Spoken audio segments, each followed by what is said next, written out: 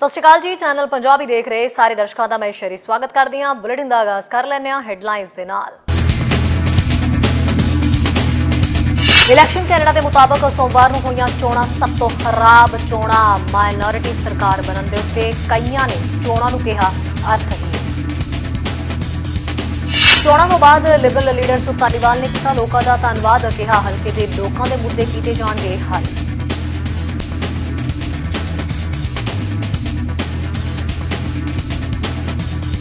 Podcast ਤੋਂ ਕੈਨਹੈਰੀ ਜਿੱਤਣ ਤੋਂ ਬਾਅਦ ਪਹੁੰਚੇ ਲੋਕਾਂ ਦਾ ਧੰਨਵਾਦ ਕਰਨ। ਰਾਈਡਿੰਗ ਦੇ ਲੋਕਾਂ ਦੀਆਂ ਮੁਸ਼ਕਿਲਾਂ ਦਾ ਨਿਪਟਾਰਾ ਕਰਨ ਦਾ ਦਿੱਤਾ ਭਰੋਸਾ। ਖਬਰਾਂ ਵਿਸਥਾਰ ਦੇ ਨਾਲ। ਸਿਆਸਤ ਨਾਲ ਜੁੜੀਆਂ ਕੁਝ ਖਬਰਾਂ। ਚੋਣਾਂ ਦੇ ਦਿਨ ਬੇਸ਼ੱਕ ਲੰਬੀਆਂ ਕਤਾਰਾਂ ਦਿਖਾਈ ਦਿੱਤੀਆਂ, ਪਰ ਬਾਵਜੂਦ ਇਸ ਦੇ ਫੈਡਰਲ ਚੋਣਾਂ ਦੀ ਗਿਣਤੀ ਇਤਿਹਾਸਕ ਘਾਟੇ ਦੇ ਨਜ਼ਦੀਕ ਸੀ। ਇਲੈਕਸ਼ਨ ਕੈਨੇਡਾ ਦੇ ਮੁੱਢਲੇ ਆંકੜਿਆਂ ਦੇ ਅਨੁਸਾਰ ਮਤਦਾਨ ਘੱਟੋ ਘੱਟ 59% ਸੀ, ਜੋ ਕਿ ਇੱਕ ਦਹਾਕੇ ਤੋਂ ਵੀ ਵੱਧ ਸਮੇਂ ਦੇ ਵਿੱਚ ਸਭ ਤੋਂ ਘੱਟ ਦਰ ਹੈ ਤੇ ਸਾਰੇ ਸਮੇਂ ਦੀਆਂ ਫੈਡਰਲ ਚੋਣਾਂ ਦੇ ਹੇਠਲੇ ਪੱਧਰ ਤੋਂ ਬਿਲਕੁਲ ਉੱਪਰ ਹੈ। ਕੁਝ ਲੋਕਾਂ ਦਾ ਮੰਨਣਾ ਹੈ ਕਿ ਮਹਾਮਾਰੀ ਦੇ ਕਾਰਨ ਚਿੰਤਾਵਾਂ ਨੇ ਲੋਕਾਂ ਨੂੰ ਪੋਲਿੰਗ ਸਟੇਸ਼ਨਾਂ ਤੋਂ ਦੂਰ ਰੱਖਿਆ ਹੋ ਸਕਦਾ ਹੈ ਤੇ ਇਹ ਮੁੱਖ ਕਾਰਨ ਹੈ ਕਿ ਅੱਗੇ ਦੀ ਵੋਟਿੰਗ ਤੇ ਮੇਲ ਇਨ ਬੈਲਟ ਬਹੁਤ ਮਸ਼ਹੂਰ ਹੈ। ਇਹ ਆંકੜਾ 1 ਮਿਲੀਅਨ ਮੇਲ ਇਨ ਬੈਲਟ ਦੇ ਨਾਲ ਜਿਹੜਾ ਉਹ ਜੋੜਿਆ ਜਾਵੇਗਾ, ਜਿਸ ਦੀ ਅਜੇ ਤਸਦੀਕ ਕਰਨ ਦੀ ਲੋੜ ਹੈ। ਇਲੈਕਸ਼ਨਸ ਕੈਨੇਡਾ ਨੂੰ ਅਜੇ ਵੀ ਉਹਨਾਂ ਲੋਕਾਂ ਦੁਆਰਾ ਵੋਟਾਂ ਦੀ ਗਿਣਤੀ ਕਰਨ ਦੀ ਜ਼ਰੂਰਤ ਹੈ ਜੋ ਰਜਿਸਟਰਡ ਨਹੀਂ ਸਨ ਪਰ ਪੋਲਿੰਗ ਸਟੇਸ਼ਨ ਤੇ ਦਿਖਾਈ ਦਿੱਤੇ। ਐਨਡੀਪੀ ਆਗੂ ਜਗਮੀਤ ਸਿੰਘ ਦਾ ਕਹਿਣਾ ਹੈ ਕਿ ਉਹ ਚੋਣਾਂ ਦੇ ਵਿੱਚ ਦਿਲਚਸਪੀ ਦੀ ਸਪਸ਼ਟ ਘਾਟ ਤੋਂ ਪਰੇਸ਼ਾਨ ਨੇ ਤੇ ਕਹਿੰਦੇ ਨੇ ਕਿ ਅਚਾਨਕ ਚੋਣਾਂ ਨੇ ਇਲੈਕਸ਼ਨਸ ਕੈਨੇਡਾ ਨੂੰ ਚੀਜ਼ਾਂ ਨੂੰ ਪਹੁੰਚ ਤੱਕ ਬਣਵਾਉਣ ਦੇ ਲਈ ਮਜਬੂਰ ਕੀਤਾ। ਜਗਮੀਤ ਸਿੰਘ ਦਾ ਕਹਿਣਾ ਹੈ ਕਿ ਉਹ ਇਸ ਦੇ ਲਈ ਟਰੂਡੋ ਨੂੰ ਦੋਸ਼ੀ ਠਹਿਰਾਉਂਦੇ ਨੇ ਤੇ ਉਹਨਾਂ ਬਿਨਾਂ ਕਿਸੇ ਕਾਨੂੰਨ ਦੇ ਚੋਣਾਂ ਬੁਲਾਈਆਂ ਜਿਸ ਨਾਲ ਸਾਨੂੰ ਵਿਵਸਥਾ ਕਰਨ ਦੀ ਆਗਿਆ ਮਿਲਦੀ ਤਾਂ ਜੋ ਅਸੀਂ ਇਹ ਸੁਨਿਸ਼ਚਿਤ ਕਰ ਸਕੀਏ ਕਿ ਮਹਾਮਾਰੀ ਦੇ ਵਿੱਚ ਵੋਟ ਪਾਉਣ ਦੇ ਸੌਖੇ ਤਰੀਕੇ ਹੋ ਸਕਦੇ ਨੇ। ਟਰੂਡੋ ਨੇ ਚੋਣਾਂ ਦੀ ਰਾਤ ਤੋਂ ਜਨਤਕ ਤੌਰ ਦੇ ਉੱਤੇ ਗੱਲ ਨਹੀਂ ਕੀਤੀ ਤੇ ਅਜੇ ਤੱਕ ਘੱਟ ਵੋਟਰਾਂ ਤੇ ਪ੍ਰਤੀਕਿਰਿਆ ਨਹੀਂ ਦਿੱਤੀ ਹੈ। ਲਿਬਰਲ ਮੰਤਰੀ ਵੀ ਅਜੇ ਇਸ ਤੇ ਟਿੱਪਣੀ ਨਹੀਂ ਕਰਨ ਲਈ ਤਿਆਰ। ਪਹਿਲੀ ਵਾਰ ਵੋਟਰਾਂ ਦੀ ਗਿਣਤੀ 2008 ਦੇ ਵਿੱਚ ਘੱਟ ਸੀ ਜਦੋਂ ਸਿਰਫ 58% ਯੋਗ ਵੋਟਰਾਂ ਨੇ ਆਪਣੀ ਵੋਟ ਪਾਈ। 2019 ਦੇ ਵਿੱਚ 67% ਰਜਿਸਟਰਡ ਵੋਟਰਾਂ ਨੇ ਮਤਦਾਨ ਕੀਤਾ। 2015 ਦੀਆਂ ਫੈਡਰਲ ਚੋਣਾਂ ਦੇ ਵਿੱਚ ਸਿਰਫ 68% ਤੋਂ ਵੱਧ ਮਤਦਾਨ ਜਿਹੜਾ ਉਹ ਹੋਇਆ ਸੀ। 2 ਲੱਖ ਤੋਂ ਵੱਧ ਵਿਸ਼ੇਸ਼ ਵੋਟਾਂ ਅਜੇ ਵਾਪਸ ਨਹੀਂ ਕੀਤੀਆਂ ਗਈਆਂ। ਨਿਗਰਾਨੀ ਕਰਨ ਵਾਲੇ ਚਿੰਤਤ ਨੇ ਕਿ ਬਹੁਤ ਸਾਰੇ ਵੋਟਰ ਅਧਿਕਾਰ ਤੋਂ ਵਾਂਝੇ ਰਹਿ ਗਏ। ਹਰ ਫੈਡਰਲ ਚੋਣ ਹਜ਼ਾਰਾਂ ਮੇਲ ਇਨ ਬੈਲਟ ਗਿਣਨ ਦੇ ਸਮੇਂ ਤੇ ਪਹੁੰਚਣ ਦੇ ਵਿੱਚ ਸਫਲ ਹੁੰਦੇ ਨੇ ਤੇ ਉਹਨਾਂ ਲੋਕਾਂ ਦੀਆਂ ਆਵਾਜ਼ਾਂ ਨਹੀਂ ਸੁਣੀਆਂ ਜਾਂਦੀਆਂ। ਇਲੈਕਸ਼ਨਸ ਕੈਨੇਡਾ ਦੇ ਤਾਜ਼ਾ ਅੰਕੜੇ ਦੇ ਮੁਤਾਬਕ ਵੋਟਰਾਂ ਨੂੰ ਭੇਜੀ ਗਈ 1,269,979 ਵੋਟਿੰਗ ਕਿੱਟਾਂ ਦੇ ਵਿੱਚੋਂ 2,09,893 ਕਿੱਟਾਂ ਵਾਪਸ ਨਹੀਂ ਕੀਤੀਆਂ ਗਈਆਂ। ਪਿਛਲੇ ਮਹੀਨੇ ਇਲੈਕਸ਼ਨਸ ਕੈਨੇਡਾ ਨੇ ਕਿਹਾ ਸੀ ਕਿ ਉਸ ਨੂੰ ਫੈਡਰਲ ਚੋਣਾਂ ਦੇ ਲਈ ਮੇਲ ਇਨ ਬੈਲਟ ਵੋਟਿੰਗ ਦੇ ਵਿੱਚ ਵਾਧੇ ਦੀ ਉਮੀਦ ਹੈ ਤੇ ਕਿਹਾ ਹੈ ਕਿ ਹਰੇਕ ਵੋਟ ਦੀ ਗਿਣਤੀ ਦੇ ਵਿੱਚ ਕੁਝ ਦਿਨ ਲੱਗ ਸਕਦੇ ਨੇ। ਫੈਡਰਲ ਚੋਣਾਂ ਤੋਂ ਇੱਕ ਦਿਨ ਪਹਿਲਾਂ ਹੀ ਇਲੈਕਸ਼ਨਸ ਕੈਨੇਡਾ ਨੇ ਦੱਸਿਆ ਸੀ ਕਿ ਕੋਈ ਵੀ ਵਿਅਕਤੀ ਜਿਸਨੇ ਵਿਸ਼ੇਸ਼ ਵੋਟਿੰਗ ਪੈਕੇਜ ਦੀ ਬੇਨਤੀ ਕੀਤੀ ਸੀ ਪਰ ਪ੍ਰਾਪਤ ਨਹੀਂ ਕੀਤੀ, ਉਹ ਵਿਅਕਤੀਗਤ ਤੌਰ ਦੇ ਉੱਤੇ ਜਾ ਕੇ ਆਪਣੇ ਨਿਰਧਾਰਿਤ ਪੋਲਿੰਗ ਸਟੇਸ਼ਨ ਤੇ ਵੋਟ ਪਾ ਸਕਦਾ ਹੈ। ਇਲੈਕਸ਼ਨਸ ਕੈਨੇਡਾ ਵੋਟਰ ਸੂਚੀਆਂ ਦੇ ਵਿਰੁੱਧ ਸਾਰੇ ਮੇਲ ਇਨ ਬੈਲਟਾਂ ਦੀ ਜਿਹੜੀ ਹੈ ਕ੍ਰਾਸ ਚੈਕਿੰਗ ਕਰਦਾ ਹੈ ਤਾਂ ਜੋ ਇਹ ਸੁਨਿਸ਼ਚਿਤ ਕੀਤਾ ਜਾ ਸਕੇ ਕਿ ਕਿਸ ਨੇ 2 ਵਾਰ ਵੋਟ ਤਾਂ ਨਹੀਂ ਪਾਈ। ਕੁਝ ਦੀਆਂ ਸ਼ਿਕਾਇਤਾਂ ਮਿਲੀਆਂ ਕਿ ਬਹੁਤ ਸਾਰੇ ਲੋਕਾਂ ਨੇ ਵੋਟਾਂ ਦੇ ਜਿਹੜੀਆਂ ਨੇ ਉਹ ਪ੍ਰਾਪਤ ਹੀ ਨਹੀਂ ਕੀਤੀਆਂ ਤੇ ਸਰੀਰਕ ਤੌਰ ਤੇ ਬਿਮਾਰ ਲੋਕ ਵੋਟਾਂ ਵਿਅਕਤੀਗਤ ਤੌਰ ਦੇ ਉੱਤੇ ਨਹੀਂ ਪਾਉਣਾ ਚਾਹੁੰਦੇ। ਇਤਿਹਾਸਕ ਤੌਰ ਤੇ ਜਾਰੀ ਕੀਤੇ ਗਏ ਵਿਸ਼ੇਸ਼ ਮਤਦਾਨਾਂ ਦੀ ਗਿਣਤੀ ਤੇ ਵਾਪਸ ਕੀਤੇ ਗਏ ਵਿਸ਼ੇਸ਼ ਮਤਦਾਨਾਂ ਦੀ ਸੰਖਿਆ ਦੇ ਵਿੱਚ ਹਮੇਸ਼ਾ ਇੱਕ ਅੰਤਰ ਰਿਹਾ ਹੈ। ਇਸ ਦੀ ਵੈਬਸਾਈਟ ਤੇ ਲਿਖਿਆ ਗਿਆ ਕਿ ਹਰੇਕ ਵੋਟਰ ਆਪਣੀ ਵੋਟ ਨੂੰ ਸਮੇਂ ਸਿਰ ਵਾਪਸ ਕਰਨ ਦੇ ਲਈ ਜ਼ਿੰਮੇਵਾਰ ਹੈ। ਕੈਨੇਡਾ ਇਲੈਕਸ਼ਨ ਐਕਟ ਦੇ ਤਹਿਤ 2021 ਦੀਆਂ ਫੈਡਰਲ ਚੋਣਾਂ ਦੇ ਵਿੱਚ ਵਿਸ਼ੇਸ਼ ਬੈਲਟ ਰਾਹੀਂ ਵੋਟ ਪਾਉਣ ਦੇ ਲਈ ਅਰਜ਼ੀ ਦੇਣ ਦੀ ਅੰਤਮ ਤਾਰੀਖ 14 ਸਤੰਬਰ ਸੀ। ਮੁਕੰਮਲ ਹੋਈਆਂ ਵੋਟਾਂ ਚੋਣਾਂ ਦੇ ਦਿਨ 20 ਸਤੰਬਰ ਨੂੰ ਵਾਪਸ ਕਰ ਦਿੱਤੀਆਂ ਜਾਣੀਆਂ ਚਾਹੀਦੀਆਂ ਨੇ। ਉਧਰ ਚੋਣਾਂ ਦਾ ਦਿਨ ਬੀਤਿਆ ਤਾਂ 21 ਸਤੰਬਰ ਦਾ ਦਿਨ ਜਿਹੜੇ ਸਿਆਸਤਦਾਨ ਜੇਤੂ ਰਹੇ ਉਹਨਾਂ ਦੇ ਲਈ ਤਾਂ ਬਹੁਤ ਵਧੀਆ ਹੀ ਚੜਿਆ। ਕਈ ਲੀਡਰ ਅਜਿਹੇ ਸਨ ਜਿਹੜੇ ਰਾਤ ਨੂੰ ਜੇਤੂ ਹੋਏ ਤੇ ਅਗਲੇ ਹੀ ਦਿਨ ਲੋਕਾਂ ਦਾ ਧੰਨਵਾਦ ਕਰਨ ਦੇ ਲਈ ਪਹੁੰਚੇ। ਸਰੀ ਨਿਊਟਨ ਹਲਕੇ ਤੋਂ ਲਿਬਰਲ ਲੀਡਰ ਸੁਖ ਧਾਲੀਵਾਲ ਨੂੰ ਇੱਕ ਵਾਰ ਫਿਰ ਲੋਕਾਂ ਨੇ ਫਤਵਾ ਜਾਰੀ ਕੀਤਾ। ਜਿੱਤ ਦੀ ਖੁਸ਼ੀ ਸਾਂਝੀ ਕਰਦੇ ਹੋ ਨਜ਼ਰ ਆਏ। ਆਓ ਸੁਣਦੇ ਹਾਂ ਕੀ ਕੁਝ ਕਹਿਣਾ ਸੀ ਉਹਨਾਂ ਦਾ। ਸੋ ਅੱਜ 21 ਸਤੰਬਰ ਦਾ ਦਿਨ ਹੈ ਤੇ ਅੱਜ ਸਾਰੇ ਨੁਮਾਇੰਦੇ ਜਿਹੜੇ ਨੇ ਉਹ ਬਾਹਰ ਨਿਕਲੇ ਨੇ, ਸਪੈਸ਼ਲੀ ਜਿਨ੍ਹਾਂ ਨੂੰ ਜਿੱਤ ਹਾਸਿਲ ਹੋਈ ਹੈ ਲੋਕਾਂ ਦਾ ਧੰਨਵਾਦ ਕਰਨ ਲਈ, ਆਪਣੇ ਵੋਟਰਸ ਦਾ ਜਿਹੜਾ ਹੈ ਉਹ ਧੰਨਵਾਦ ਕਰਨ ਦੇ ਲਈ ਲੋਕਾਂ ਦੇ ਮੁਖਾਤਿਬ ਅੱਜ ਵੀ ਹੋ ਰਹੇ ਨੇ, ਗੱਲਬਾਤ ਵੀ ਉਹਨਾਂ ਨਾਲ ਕਰ ਰਹੇ ਨੇ। ਸੋ ਸੁਖ ਧਾਲੀਵਾਲ ਜੀ, ਸਰੀ ਨਿਊਟਨ ਸੀਟ ਫਿਰ ਤੋਂ ਉਹਨਾਂ ਦੇ ਖਾਤੇ ਦੇ ਵਿੱਚ ਚਲੀ ਗਈ ਹੈ। ਕਾਫੀ ਜ਼ਿਆਦਾ ਸੈਲੀਬ੍ਰੇਸ਼ਨ ਵੀ ਰਾਤੀ ਹੋਏ ਨੇ। ਸੁਖ ਧਾਲੀਵਾਲ ਜੀ ਅੱਜ ਮੁਖਾਤਿਬ ਹੋਏ ਕਿ ਲੋਕਾਂ ਦਾ ਥੈਂਕਸ ਕਰਨ ਦੇ ਲਈ ਜਿਹੜਾ ਹੈ ਉਹ ਅਸੀਂ ਜ਼ਰੂਰ ਇੱਥੇ ਆਉਣਾ ਚਾਹੁੰਦੇ ਹਾਂ। ਸੋ ਸੁਖ ਧਾਲੀਵਾਲ ਜੀ ਸਾਡੇ ਨਾਲ ਜੁੜੇ ਹੋਏ ਨੇ। ਸੁਖ ਧਾਲੀਵਾਲ ਜੀ, ਸਰੀ ਨਿਊਟਨ ਦੀ ਸੀਟ ਫਿਰ ਤੁਹਾਡੇ ਖਾਤੇ ਦੇ ਵਿੱਚ ਚਲੀ ਗਈ, ਸੋ ਹੁਣ ਤਾਂ ਸੁਖ ਧਾਲੀਵਾਲ ਜੀ ਸੁੱਖ ਦਾ ਸਾਹ ਆ ਗਿਆ ਹੋਣਾ। ਧੰਨਵਾਦ ਸ਼ਰੀ। ਸੁਖ ਦਾ ਸਾਹ ਤਾਂ ਹਮੇਸ਼ਾ ਹੀ ਜਿਹੜੇ ਨੇ ਸਰੀ ਦੇ ਵੋਟਰ ਜਿਹੜੇ ਨੇ ਰੈਜ਼ੀਡੈਂਟ ਆ ਉਹ ਦਿੰਦੇ ਰਹਿੰਦੇ, ਕਿਉਂਕਿ ਬੜੀ ਵੱਡੀ ਸਪੋਰਟ, ਮੈਂ ਜਿਸ ਤਰ੍ਹਾਂ ਪਹਿਲਾਂ ਵੀ ਦੱਸਿਆ ਸੀ ਵੀ ਐਡੀ ਵੱਡੀ ਸਪੋਰਟ ਮੈਂ ਨਹੀਂ ਦੇਖੀ ਹੈਗੀ। ਜਿੰਨੀ ਵੱਡੀ ਸਪੋਰਟ ਜਿਹੜੇ ਸੀਗੇ ਜਿਹੜੇ ਵੋਟਰ ਸੀਗੇ ਸਰੀ ਨਿਊਟਨ ਦੇ, ਉਹ ਆ ਕੇ ਮਦਦ ਕਰਦੇ ਸੀ ਔਰ ਉਹਦਾ ਰਿਜ਼ਲਟ ਵੀ ਕਲੀਅਰ ਹੋਇਆ। ਔਰ ਮੈਂ ਬਹੁਤ ਜਿਹੜਾ ਵਾ ਹੰਬਲਡ ਆ ਔਰ ਨਿਮਾਣਾ ਹੋ ਕੇ ਮੈਂ ਸਾਰੇ ਵੋਟਰਸ ਦਾ ਔਰ ਸਾਰੇ ਵਲੰਟੀਅਰਸ ਦਾ ਔਰ ਸਾਰੇ ਸਪੋਰਟਰ ਦਾ ਤਹਿ ਦਿਲੋਂ ਧੰਨਵਾਦ ਕਰਦਾ, ਜਿਨ੍ਹਾਂ ਨੇ ਜਿਹੜਾ ਵਾ ਫਿਰ ਮੈਨੂੰ ਮੌਕਾ ਦਿੱਤਾ ਔਰ ਵੋਟਰਸ ਨੇ ਟਰਸਟ ਜਿਹੜਾ ਇੱਕ ਵਾਰ ਫਿਰ ਮੇਰੇ ਦੇ ਵਿੱਚ ਪਾਇਆ ਹੈਗਾ। ਸੋ 21 ਸਤੰਬਰ ਦੀ ਜਿਹੜੀ ਮਾਰਨਿੰਗ ਹੈ ਉਹ ਕਿੱਦਾਂ ਦੀ ਚੜੀ ਹੈ? ਬਹੁਤ ਰਿਲੈਕਸ ਫੀਲ ਕਰ ਰਹੇ ਹੋ? ਦੇਖੋ ਸਵੇਰ ਦੇ ਹੀ ਤਕਰੀਬਨ ਮੈਂ ਮੀਡੀਆ 'ਤੇ ਜਿੱਥੇ ਵੀ ਆਪਰਚੁਨਿਟੀ ਮਿਲੀ ਉੱਥੇ ਜਾ ਕੇ ਮੈਂ ਵੋਟਰਸ ਦਾ ਧੰਨਵਾਦ ਕੀਤਾ ਔਰ ਤਕਰੀਬਨ 3 ਵੱਜ ਗਏ ਸੀ ਸਵੇਰ ਦੇ ਸੌਣ ਵਾਸਤੇ ਔਰ ਸਵੇਰ ਦਾ ਫਿਰ ਉੱਠਿਆ, ਕਿਉਂਕਿ ਹੌਸਲਾ ਹੀ ਬੜਾ ਹੁੰਦਾ ਕਿ ਜਦੋਂ ਵੋਟਰਾਂ ਨੇ ਇੰਨੀ ਵੱਡੀ ਗਿਣਤੀ ਦੇ ਵਿੱਚ ਜਿਹੜੀ ਵੋਟ ਪਾ ਕੇ ਜਿਹੜਾ ਹੈਗਾ ਉਹ ਜਿਤਾਇਆ, ਤੇ ਹੁਣ ਮੇਰਾ ਫਰਜ਼ ਬਣਦਾ ਕਿ ਬੈਕ ਜਿਹੜਾ ਹੈਗਾ ਅਗਲਾ ਮੈਂਡੇਟ ਜਿਹੜਾ ਉਹ ਸ਼ੁਰੂ ਹੋ ਗਿਆ। ਔਰ ਸਵੇਰ ਦਾ ਹੀ ਮੈਂ ਬਹੁਤ ਸਾਰੀਆਂ ਕਾਲਜ ਵੀ ਆ ਰਹੀਆਂ ਔਰ ਬਹੁਤ ਸਾਰੀਆਂ ਕਾਲਜ ਹਜੇ ਲੈ ਵੀ ਨਹੀਂ ਸਕਦਾ ਤੇ ਉਹਨਾਂ ਨੂੰ ਰਿਟਰਨ ਕਰਨਾ। ਸੋ ਮੇਰਾ ਫੋਕਸ ਇੱਕੋ ਹੀ ਹੈਗਾ, ਸਰੀ ਨਿਊਟਨ ਦੇ ਲੋਕ। ਔਰ ਇੱਕ ਚੀਜ਼ ਸ਼ਰੀ ਮੈਂ ਕਹਿਣੀ ਚਾਹੁੰਦਾ, ਸਰੀ ਨਿਊਟਨ ਦੇ ਲੋਕਾਂ ਨੇ ਇਹ ਸਿੱਧ ਕਰ ਦਿੱਤਾ, ਬਿਸਾਈਡ ਜਿਹੜਾ ਹੈਗਾ ਜਿਹੜੇ ਮੇਰੇ ਲੋਚਕ ਕੀ ਕਹਿੰਦੇ ਸੀ ਕਿ ਉਹ ਚਾਹੁੰਦੇ ਆ ਕਿ ਸਰੀ ਨਿਊਟਨ ਦੇ ਵਿੱਚ ਜਿਹੜਾ ਹੈਗਾ ਉਹ ਐਮਪੀ ਹੋਵੇ ਜਿਹੜਾ ਕਾਂਸਟੀਚੁਐਂਸੀ ਐਮਪੀ ਹੈ। ਕਾਂਸਟੀਚੁਐਂਸੀ ਐਮਪੀ ਦਾ ਭਾਵ ਆ ਕਿ ਉਹ ਸਾਰਿਆਂ ਨੂੰ ਪਹਿਲਾਂ ਆਪਦੀ ਕਾਂਸਟੀਚੁਐਂਸੀ ਨੂੰ ਜਿਹੜਾ ਵਾ ਉਹ ਨਜ਼ਰ ਅੰਦਾਜ਼ ਨਾ ਕਰੇ। ਇਹ ਨਾ ਹੋਵੇ ਵੀ ਜਿੱਤ ਕੇ ਆਟਵਾ ਬੈਠ ਜੇ ਤੇ ਮੁੜ ਕੇ ਇੱਥੇ ਦਿਖਣਾ ਨਹੀਂਗਾ। ਉਹਦੇ ਵਿੱਚ ਜਿਹੜਾ ਹੈਗਾ ਵਾ, ਜਿਸ ਤਰ੍ਹਾਂ ਮੈਂ ਪਿੱਛੇ ਵੀ ਐਕਸੈਸਿਬਿਲਿਟੀ ਜਿਹੜੀ ਹੈਗੀ ਉਹਦੇ ਵਿੱਚ ਮੈਂ ਇੱਕ ਕਾਲ ਬੇਸ ਸੀਗਾ, ਡਜਨਟ ਮੈਟਰ ਕਿਹੜਾ ਦਿਨ ਆ ਹਫ਼ਤੇ ਦਾ ਔਰ ਕਿਹੜਾ ਟਾਈਮ ਆ ਦਿਨ ਦਾ, ਹਮੇਸ਼ਾ ਜਿਹੜਾ ਸੀ ਲੋਕਾਂ ਦੇ ਜਿਹੜਾ ਸੀ ਉਹ ਵਿੱਚ ਰਿਹਾ ਹੈਗਾ ਔਰ ਐਕਸੈਸਿਬਲ ਰੱਖਿਆ ਆਪਣੇ ਆਪ ਨੂੰ। ਔਰ ਦੂਸਰਾ ਇਹ ਸੀਗਾ ਵੀ ਜਦੋਂ ਕੇਸ ਲੋਡ ਦੀ ਵੀ ਗੱਲ ਕਰਦੇ ਹੈਗੇ, ਤੁਸੀਂ ਕੱਲ੍ਹ ਮੈਂ ਸਪੀਚ ਵੀ ਇਹ ਕਿਹਾ ਸੀ ਵੀ ਜਿਹੜਾ ਵੱਡੇ ਤੋਂ ਵੱਡਾ ਕੇਸ ਲੋਡ ਹੈਗਾ ਉਹ ਸਰੀ ਨਿਊਟਨ ਦਾ ਸਾਰੇ ਕੈਨੇਡਾ ਦੇ ਵਿੱਚ। ਉਹਦੇ ਬਾਵਜੂਦ ਵੀ ਡਜਨਟ ਮੈਟਰ ਕੋਈ ਸਪੋਰਟ ਕੀਤੀ ਨਹੀਂ ਕੀਤੀ, ਅਸੀਂ ਇੱਕੋ ਹੀ ਕੋਸ਼ਿਸ਼ ਕੀਤੀ ਹੈ ਵੀ ਜਿਹੜਾ ਵੀ ਇਨਸਾਨ ਚੱਲ ਕੇ ਆਇਆ ਉਹਦੀ ਮਦਦ ਕੀਤੀ ਜਾਵੇ। ਤੀਸਰਾ ਹੈਗਾ ਆਵਾਜ਼। ਦੇਖੋ ਇਹ ਚੀਜ਼ ਸਰੀ ਨਿਊਟਨ ਦੇ ਲੋਕ ਵੀ ਜਾਣਦੇ ਆ ਔਰ ਆਟਵਾ ਵੀ ਜਾਣਦਾ ਵੀ ਮੈਂ ਇਹਨਾਂ ਦੀ ਆਵਾਜ਼ ਜਿਹੜੀ ਸਰੀ ਨਿਊਟਨ ਦੀ ਉੱਥੇ ਲੈ ਕੇ ਜਾਣ 'ਚ ਕਦੇ ਝਿਜਕਦਾ ਨਹੀਂ ਔਰ ਹਮੇਸ਼ਾ ਜਿਹੜਾ ਵਾ ਨਿਧੜਕ ਹੋ ਕੇ ਉਹ ਉੱਥੇ ਲੈ ਕੇ ਜਾਣਾ। ਜਿਹੜੇ ਇਸ਼ੂਜ਼ ਇੰਪੋਰਟੈਂਟ ਨੇ ਉਹਨਾਂ ਨੂੰ ਉੱਥੇ ਰੇਜ਼ ਕਰਦਾ ਔਰ ਇਹਨਾਂ ਚੀਜ਼ਾਂ ਨੂੰ ਮੱਦੇਨਜ਼ਰ ਰੱਖਦੇ ਹੋਏ ਅਗਲਾ ਪੜਾਅ ਵੀ ਜਿਹੜਾ ਹੈਗਾ ਉਹ ਇਸੇ ਤਰ੍ਹਾਂ ਹੀ ਰੱਖਣਾ, ਕਿਉਂਕਿ ਮੈਂ ਵੱਡਾ ਮੈਂਡੇਟ ਆ ਲੋਕਾਂ ਦਾ। ਹੁਣ ਮੈਨੂੰ ਇਹ ਚੀਜ਼ ਆ ਇਹ ਸੋਚ ਕੇ ਕਿ ਵੀ ਉਹਨਾਂ ਨੇ ਇੰਨਾ ਪਿਆਰ, ਇੰਨਾ ਸਤਿਕਾਰ ਔਰ ਇੰਨਾ ਮਾਣ ਦਿੱਤਾ, ਉਸ ਮਾਣ ਨੂੰ ਮੱਦੇਨਜ਼ਰ ਰੱਖ ਕੇ ਮੈਂ ਹੋਰ ਵੀ ਜਿਹੜੀ ਆ ਸਖਤ ਮਿਹਨਤ ਕਰਾਂ। ਜਿੰਨੇ ਪਹਿਲੇ ਦਿਨ ਕੰਮ ਸਖਤ ਕਰਦਾ ਸੀ ਉਦੋਂ ਵੀ ਜ਼ਿਆਦਾ ਜਿਹੜੀ ਸਖਤ ਮਿਹਨਤ ਕਰਾਂ। ਤਾਂ ਹੀ ਅੱਜ ਤੁਸੀਂ ਦੇਖਦੇ ਹੋ ਸਵੇਰ ਦਾ ਹੀ ਮੈਂ ਜਿਹੜਾ ਹੈਗਾ ਉਹ ਬਾਹਰ ਹੈਗਾ ਔਰ ਮਿਲ ਰਿਹਾ ਔਰ ਲੋਕ ਵੀ ਮਿਲ ਰਹੇ ਨੇ ਮੈਨੂੰ, ਮੀਟਿੰਗਸ ਵੀ ਹੈਗੀਆਂ, ਆਫਿਸ 'ਚ ਵੀ ਆਉਣਾ ਲੋਕਾਂ ਨੇ। ਸੋ ਓਪਨ ਹੈਗਾ।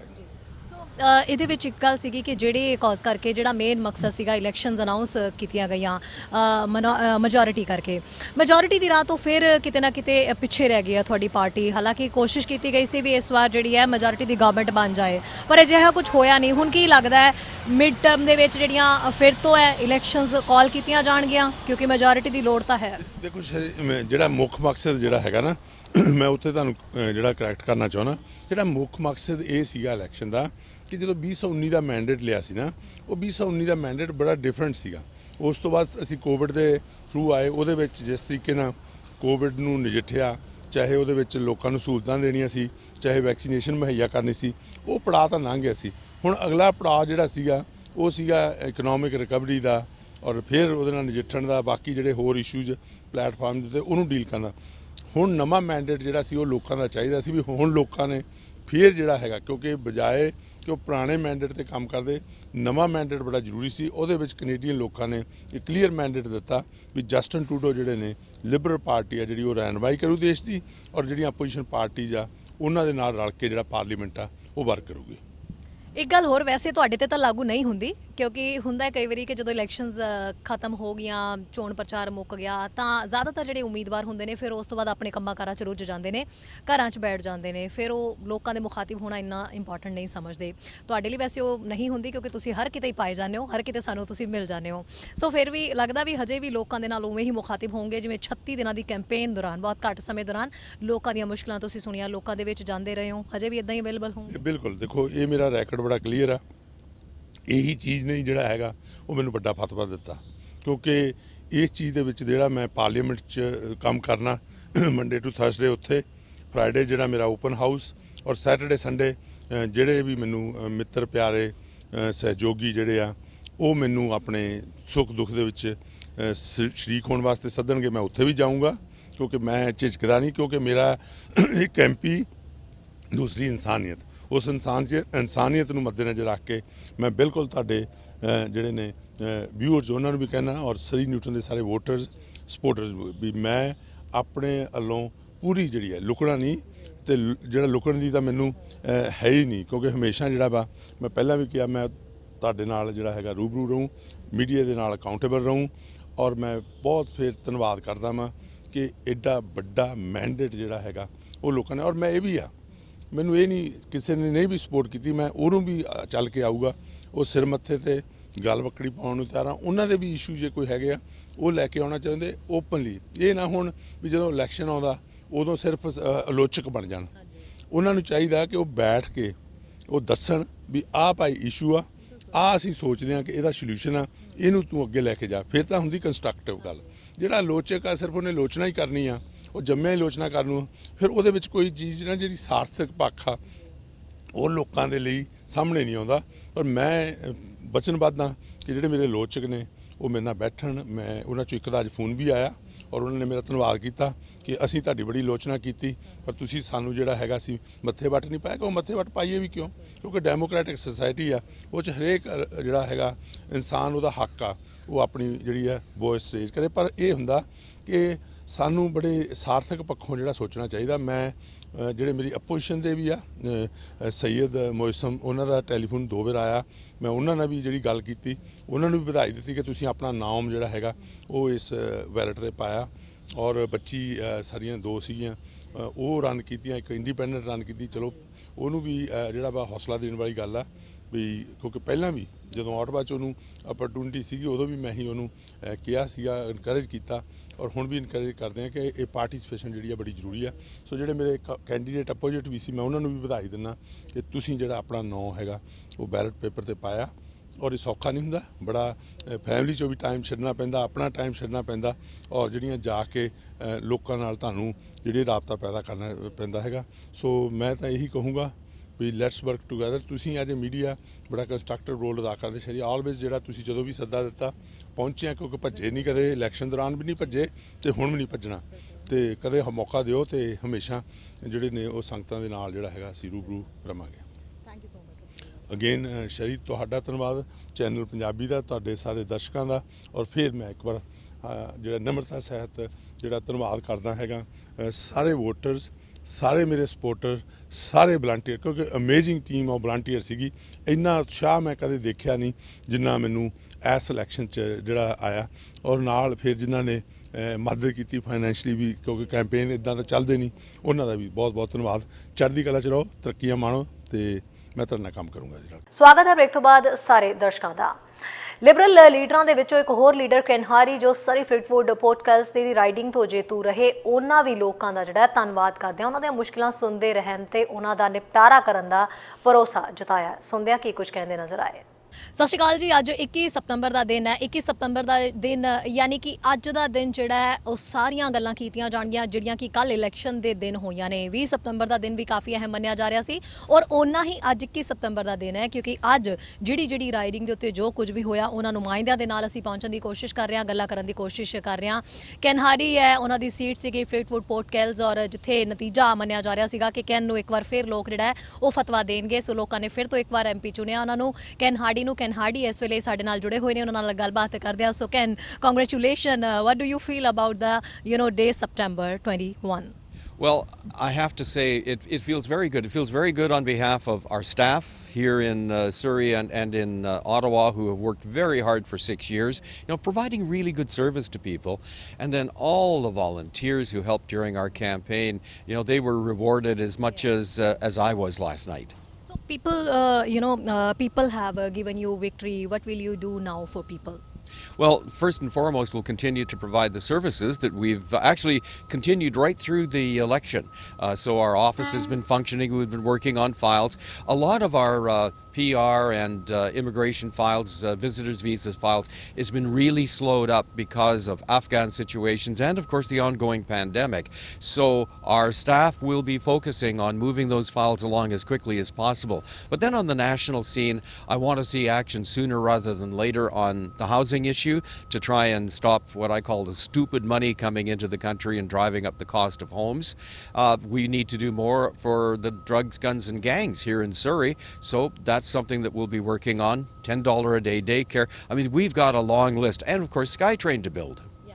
So, Ken, it was a close contest on many seats. So, on what issue do you think the people voted for you? Well, I think it's probably the local service. The things that we have done for thousands of people over the last 6 years. Yes, there are national issues, of course, but people, usually their hearts are pretty close to home.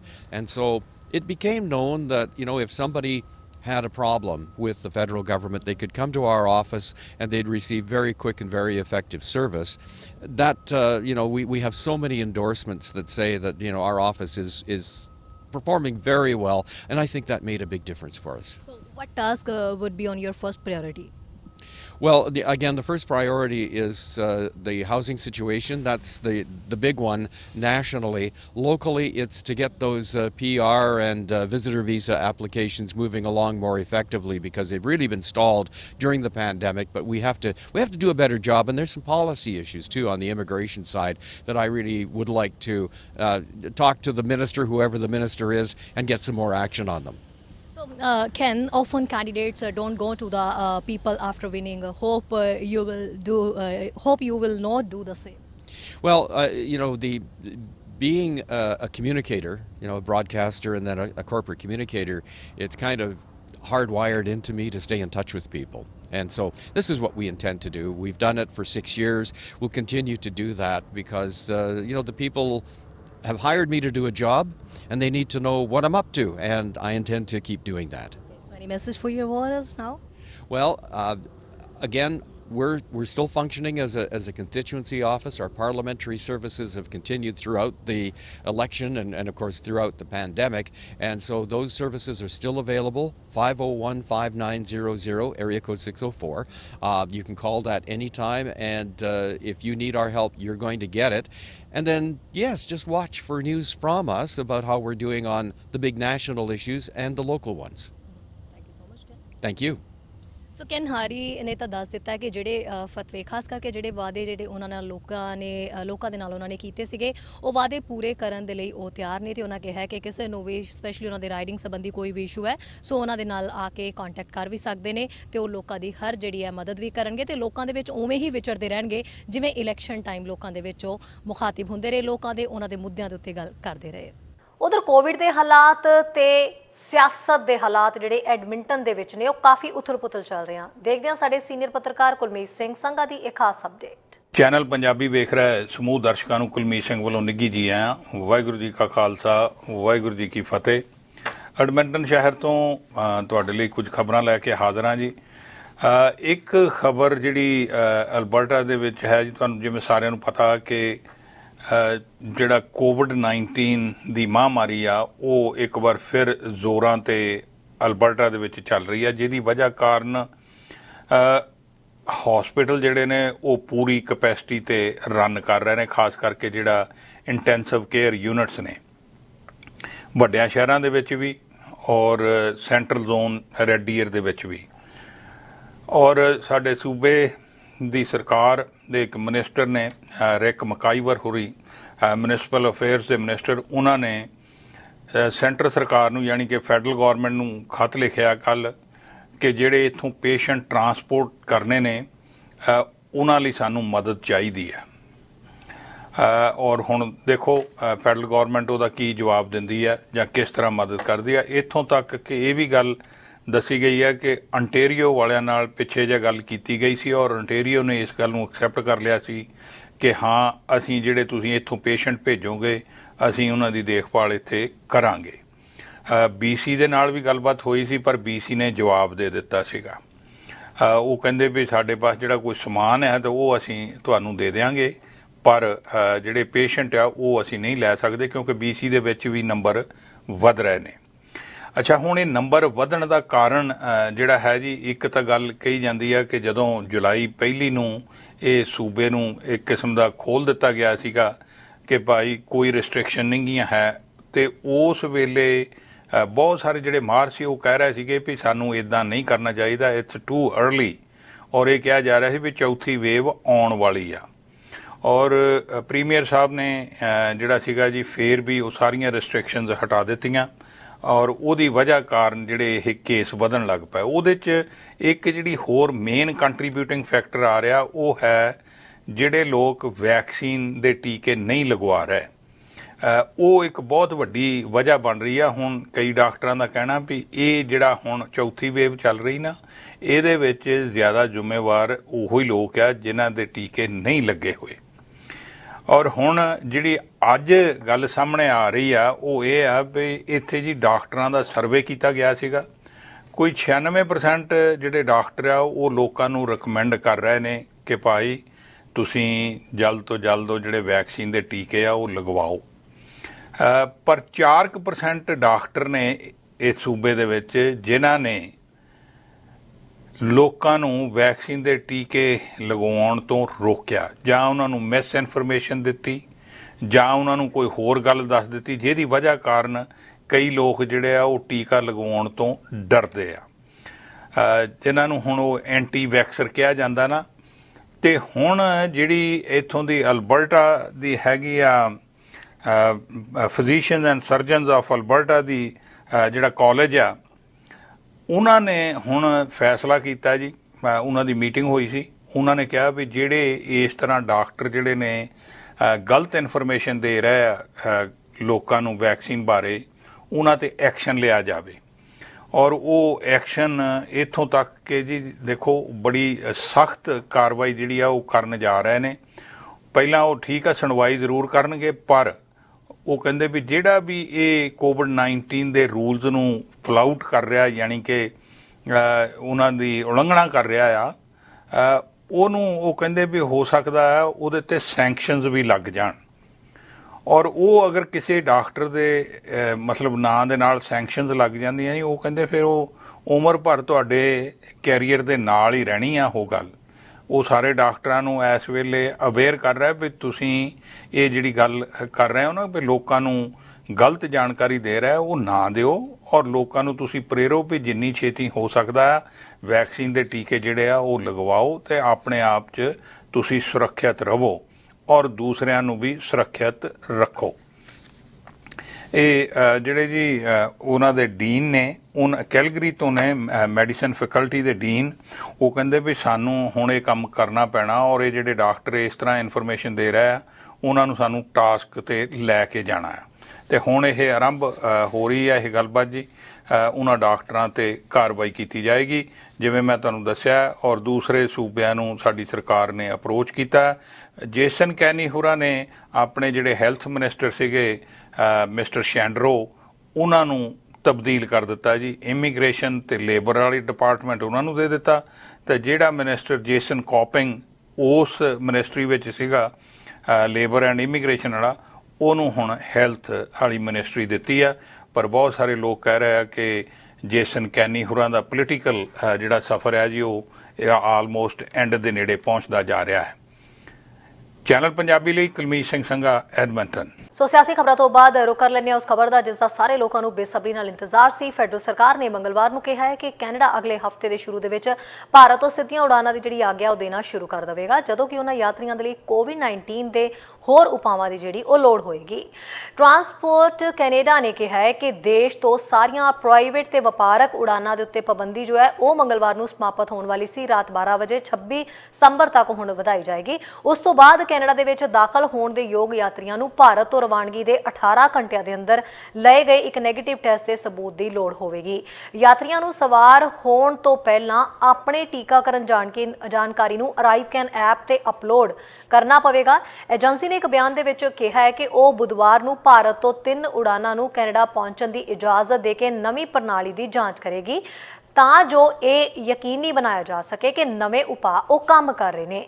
Bharat ਤੋਂ Canada ਕਿਸੇ ਵੀ ਜਿਹੜੀ ਹੈ ਉਹ indirect route ਰਾਹੀਂ ਆਉਣ ਵਾਲੇ ਕਿਸੇ ਵੀ ਵਿਅਕਤੀ ਨੂੰ ਅਜੇ ਵੀ ਕੈਨੇਡਾ ਜਾਣ ਤੋਂ ਪਹਿਲਾਂ ਰਵਾਨਗੀ ਦੇ 72 ਘੰਟਿਆਂ ਦੇ ਅੰਦਰ ਜਿਹੜਾ ਹੈ ਉਹ ਭਾਰਤ ਤੋਂ ਇਲਾਵਾ ਕਿਸੇ ਦੂਜੇ ਜਾਂ ਤੀਜੇ ਦੇਸ਼ ਤੋਂ ਨੈਗੇਟਿਵ ਕੋਵਿਡ-19 ਟੈਸਟ ਜਿਹੜਾ ਉਹ ਪ੍ਰਾਪਤ ਕਰਨ ਦੀ ਲੋੜ ਹੋਵੇਗੀ।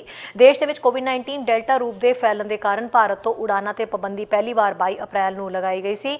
ਹਾਲਾਂਕਿ ਵਧੇਰੇ ਟਰਾਂਸਮਿਸ਼ਨ ਤੇ ਤੱਕ ਰੂਪ ਕੈਨੇਡਾ ਤੇ ਹੋਰ ਸਾਰੇ ਦੇਸ਼ਾਂ ਦੇ ਵਿੱਚ ਵਿਸ਼ਾਣੂ ਦਾ ਪ੍ਰਭਾਵਸ਼ਾਲੀ ਰੂਪ ਬਣ ਗਿਆ ਹੈ। ਭਾਰਤ ਵਿੱਚ ਕੋਵਿਡ-19 ਦੇ ਕੇਸਾਂ ਦੀ ਵਧੀ ਹੋਈ ਗਿਣਤੀ ਦੇ ਵਿੱਚ ਵੈਕਸੀਨੇਸ਼ਨ ਦੇ ਵਿੱਚ ਵਾਧਾ ਹੋਇਆ ਹੈ। ਸੋਮਵਾਰ ਨੂੰ ਭਾਰਤ ਵਿੱਚ 26,115 ਨਵੇਂ ਮਾਮਲੇ ਤੇ 252 ਨਵੀਆਂ ਮੌਤਾਂ ਹੋਈਆਂ ਨੇ, ਜੋ ਕਿ ਸਪ੍ਰਿੰਗ ਰੁੱਤ ਦੇ ਵਿੱਚ ਵੇਖੀ ਗਈ ਵਿਨਾਸ਼ਕਾਰੀ ਲਹਿਰ ਤੋਂ ਇੱਕ ਹਫ਼ਤੇ ਲੰਬੀ ਗਿਰਾਵਟ ਜਾਰੀ ਰੱਖਦੀਆਂ ਨੇ। ਭਾਰਤ ਦੀ ਲਗਭਗ 64% ਦੀ ਬਾਲਗ ਆਬਾਦੀ ਨੂੰ ਘੱਟੋ ਘੱਟ ਇੱਕ ਕੋਵਿਡ-19 ਟੀਕੇ ਦੀ ਖੁਰਾਕ ਮਿਲੀ ਹੈ ਤੇ 22% ਨੂੰ 2 ਖੁਰਾਕਾਂ ਦੇ ਨਾਲ ਪੂਰੀ ਤਰ੍ਹਾਂ ਟੀਕਾ ਜਿਹੜਾ ਉਹ ਲਗਾਇਆ ਗਿਆ।